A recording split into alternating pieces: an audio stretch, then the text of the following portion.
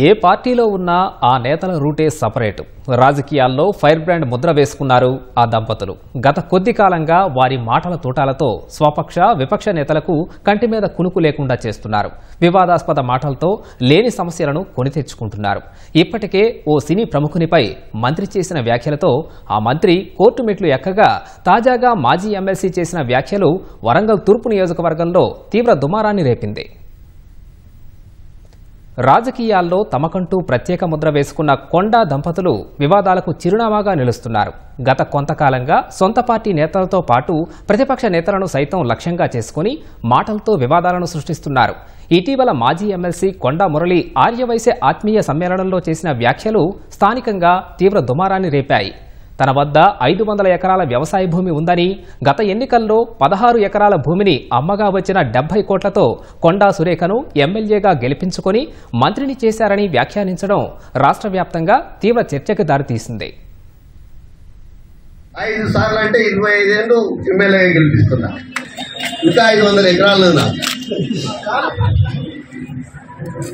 మొన్ననే 16 ఎకరాల ఎలక్షన్కి వచ్చిన 70 కోట్లు ఖర్చు పెట్టిన. ఇప్పుడు అందరికీ తెలుసు. అటు కొండా మురళి వ్యాఖ్యలపై పలువురు రాజకీయ నేతలు మండిపడుతున్నారు. ఇప్పటికే వరంగల్ తూర్పు నియోజకవర్గానికి చెందిన భారతీయ జనతా పార్టీ నాయకుడు రాష్ట్ర ఎన్నికల సంఘానికి లిఖితపూర్వకంగా ఫిర్యాదు చేశారు. అంతకు ముందుగా వరంగల్ తూర్పు నియోజకవర్గం మాజీ ఎమ్మెల్యే నన్నపనేని నరేందర్ సైతం ఎన్నికల సంఘం అధికారికి ఫిర్యాదు చేశారు. కొండా మురళి చేసిన వ్యాఖ్యలను కొండా సురేఖ ఎమ్మెల్యేగా బరిలో నిలిచినప్పుడు అఫిడవిట్ను ఎన్నికల సంఘం అధికారికి సమర్పించారు. ప్రజాస్వామ్యానికి అపహాస్యం చేస్తూ కొండా మురళి వ్యవహరిస్తున్నారని, ఓట్లను డబ్బులతో కొనుగోలు చేసే అధికారంలోకి వచ్చామని చెప్పడం బాధాకరమని అన్నారు. వెంటనే మంత్రి కొండా సురేఖను మంత్రివర్గం నుంచి ముఖ్యమంత్రి రేవంత్ రెడ్డి తొలగించాలని డిమాండ్ చేశారు. ఓపెన్ గా నేను 70 కోట్లు ఖర్చు పెట్టినా అని చెప్పినాక అవన్నీ బర్తరఫ్ చేయకపోయినా కారణం ఒకటి. రెండోది, అంత ఇల్లీగల్ గా గెలిచినా అని ఒప్పుకుంటే ప్రజాస్వామ్యబద్ధంగా అది కరెక్ట్. ఆయన ఇన్కమ్ ట్యాక్స్ కట్టిండా 70 కోట్లు. రెండోది, ఆయన ఎలక్షన్ అఫిడవిట్ల 16 ఎకరాలనే ఆయన అఫిడవిట్ల చూపించడం.